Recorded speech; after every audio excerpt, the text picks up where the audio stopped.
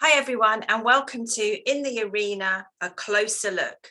So in these short videos, I look at some of the topics that are coming up in session and with some of the research that I'm doing and share some of those hints and tips and thoughts about what's going on in the world of relationships. Now, I've recently been talking about 4 components that I believe are coming through strongly as themes in relationships. These themes are in place, and this is where people really want to work on a relationship. When these themes are in place, they see challenges as things that they want to work through together. But when these themes are misaligned or not in place, these challenges can seem like deal breakers. I'm going to talk you through those and give you an idea of what's going on there, but also some things to consider, even when everything seems like all the boxes have ticked. So number 1, it appears as though purpose is really important. When people can verbalize, feel, define the purpose of what that relationship serves to them and from them, then they feel like there's something worth working on. Purpose is super important. Where does this relationship fit into your life? What do you get from it? How do you interact with it?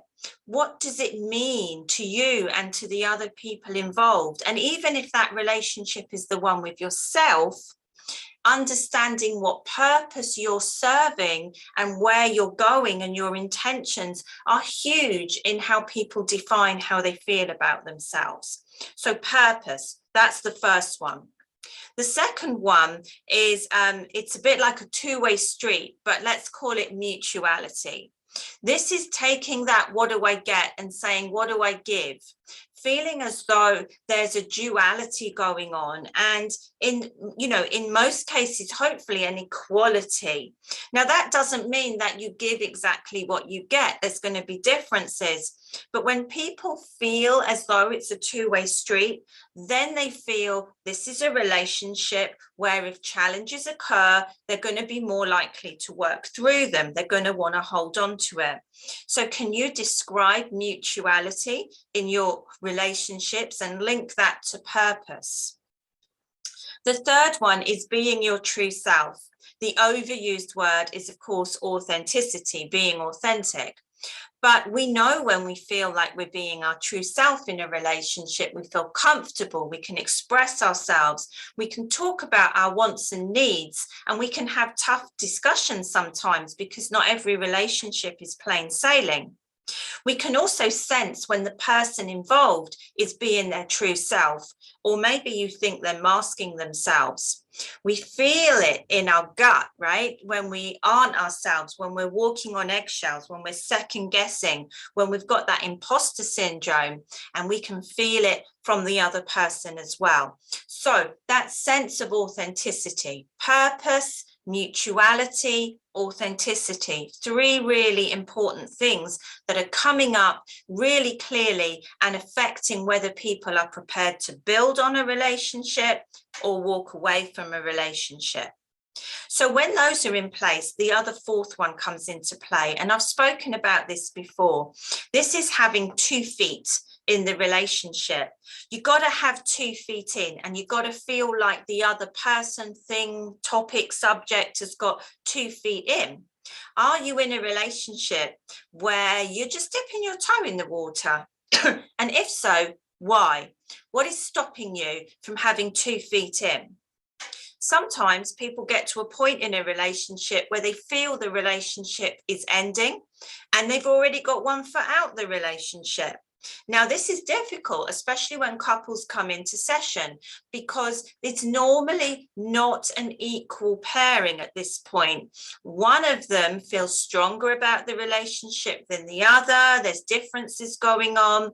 And sometimes you can sense that one partner is going through the motions, saying what needs to be said, but they've kind of already got a foot out emotionally, and they're looking for a way to make that physical distance. They may have already distanced physically from the intimate relationship. If it's a friendship, they may be not in contact as much. There's something going on. So are you the person who's got both feet in or not? Or do you feel as though the other person has? These things are really important to consider when I'm talking about relationships with clients. And it is the same if they're talking about the relationship with themselves, with their family, with their intimate loveship relationships, all of that, even with your business, because that is a relationship and you can fall in love and fall out of love with it. But here's an important point to remember, which I'll do some more work on and some more videos on. Just because the relationship is ticking all the boxes for you or for someone else, that doesn't mean it's healthy, okay? You want to hold on to it. You're grasping onto it sometimes. You're putting the work in, you're nurturing it, you're looking after it, but this may still be a toxic or codependent relationship. This may be because that's what you always search for, or they always search for. So you might see somebody who's really got 2 feet in a relationship, and you might be thinking, why?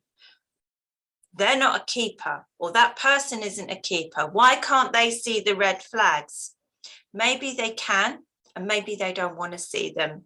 Or maybe this is what they think is the norm. So they know it's not quite right, but they don't know any different, and they don't know how to build healthy relationships and healthy boundaries. And that's where the work of a therapist can come in. So purpose, mutuality, authenticity, 2 feet in. When those things are in play, we can look at the dynamics of the relationship. And when those things are missing or those boxes aren't ticked, it means there's some work to do. But we must not assume that just because someone verbalizes all of that, that this relationship is going to run its course in a healthy way. I hope that's useful for you, and I'll be sharing more hints and tips here on the YouTube channel alongside my ongoing series in the relationship arena with my fabulous guests. So as always, as we do at the end of these videos, please take the opportunity to like, comment, and of course subscribe so that you don't miss another episode. Take care, everyone.